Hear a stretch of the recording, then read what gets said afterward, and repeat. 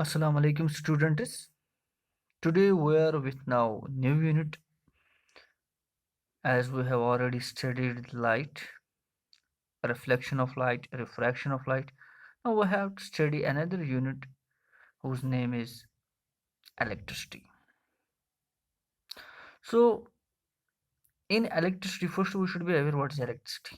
In our home or in our society, what we see, or once you are going to go through your home, you are going to see everything lamp, iron, TV, computer, even everything is going to run on the electricity. Whatever you are going to see, whether petrol pump, whether uh, you are having the machines in the factory, everything that work on the electricity. In order to understand electricity, we should first have the knowledge of electric charge. So first what we have to study here, we should have the knowledge of which is known as the electric charge. What is actually electric charge? Electric charge is defined as it is the property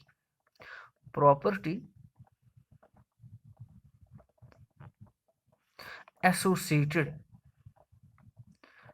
associated with matter. So first we should have matter. Once we are having the matter, once we are having the atom molecule, then we can have the charge. So it is a property associated with matter due to which it produces and experiences electric and magnetic fields. Electric and magnetic field. What does it mean? My dear, you have to understand that electric charge. It is a property associated with the matter. So first we should have the matter, due to which it produces electric field, electric charge. Once you are having electric charge, so around electric charge you are having a field which is known as the electric field, and it experiences and produces electric and magnetic fields. Because once the charge is in motion, then it produces a magnetic field also. And then first let's have the charge concept of charge. Broadly, we are having two types of charge. One is known as the positive charge, and another is known as the negative charge. Positive charge and negative charge. The charge on an electron is negative, and that's minus 1.6 into 10 raised power minus 19 coulomb.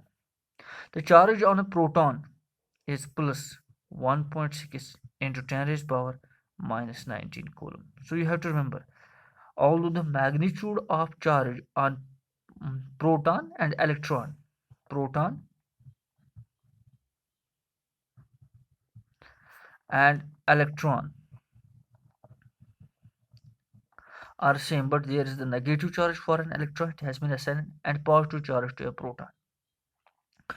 So it was the Benjamin Franklin who said that there are two types of charge. And finally, we are nowadays, right now, the theory we are obeying is that we are having a positive charge for a proton, which is of the order of 1.6 into 10 raised power minus 19 coulomb. Coulomb is the unit of charge. And for electron, we are having minus 1.6 into 10 raised power minus 19 coulomb. So when once we see every substance, every material, it is made of the atoms, and in that very atom, if you are going to see a bit, we are having this as a nucleus of an atom. Within nucleus we are having protons, and these are the shells. One shell, two shell, whatsoever may be the number of shells. As you are aware, whatever may be the an atom is wholly and solely neutral. Atom as such is neutral. So whatever may be the number of negatively charged electrons around the shells, that amount of charge will be within the nucleus, within the small region of this very positively charged region. So what actually happens within this very nucleus, we are having a nuclear force, a strong force, and these vary as there's a positive charge. If we are having an atom, for example, we are having some atom which is having 10 protons, then it is having 10 electrons also, as it is being a neutral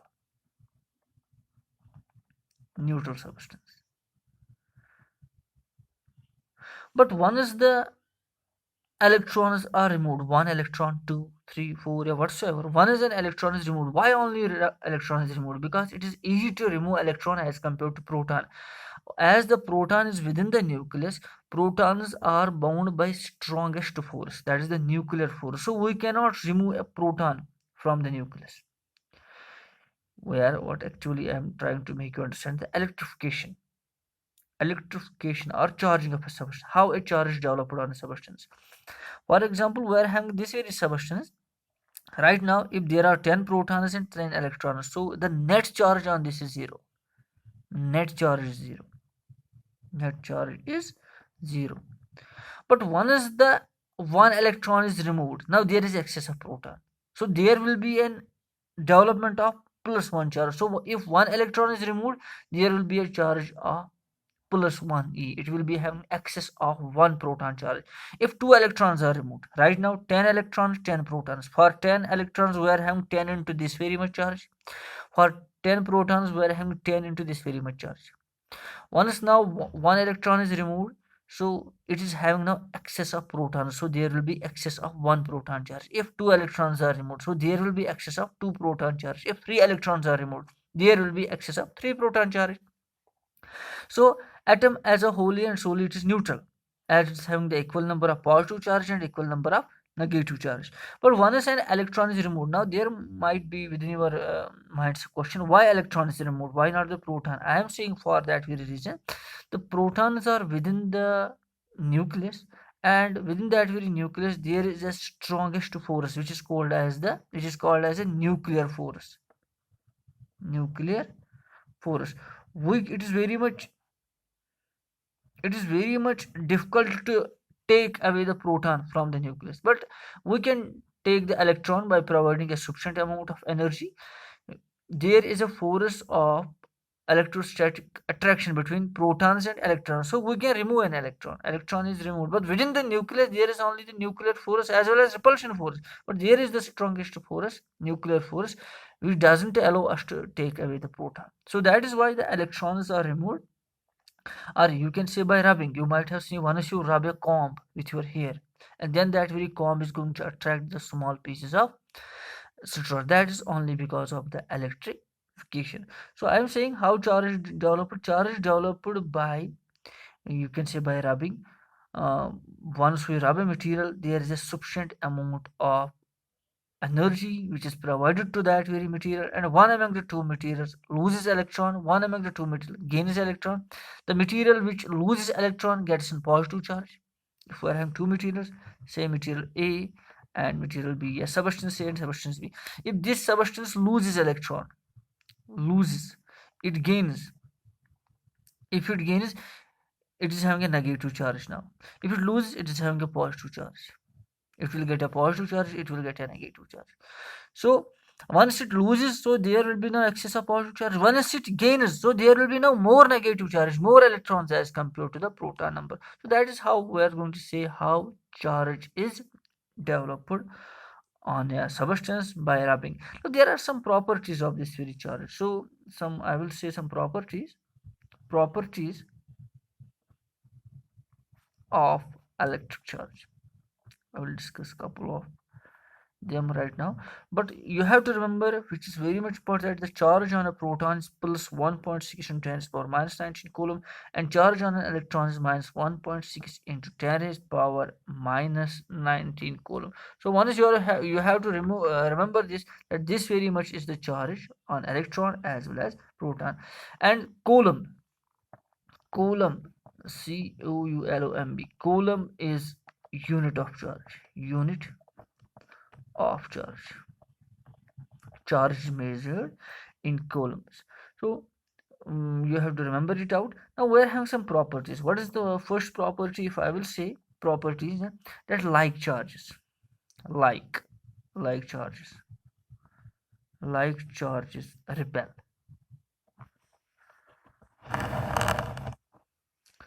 like charges repel, and unlike attract each other, attract each other. So that means positive and positive, they will repel. Negative and negative, these all will repel. And where having positive and negative, they will attract each other because they are the unlike. Like charges, this is like positive and positive is like, negative and negative, that is like. Unlike means positive and negative, they will they will attract each other. So if you have to say that if we are having a proton and proton, that is going to repel each other. If you are having a proton and electron, that is going to attract each other. And second property which I will say simply here, that it is a electric charge is a scalar quantity. Electric charge is a scalar quantity. Scalar quantity simply means which doesn't to look, in order to define it, it doesn't, we don't have to look, there is not requirement of the direction. Simply if we will say charge 10 coulomb, 10 coulomb, we cannot say 10 coulomb along east, west or north. So simply charge in a body is 10 coulomb, 5 coulomb, minus 2 coulomb, or whatsoever. These were the there are many more properties which we will discuss inshallah tomorrow. Till then, Allah Hafiz.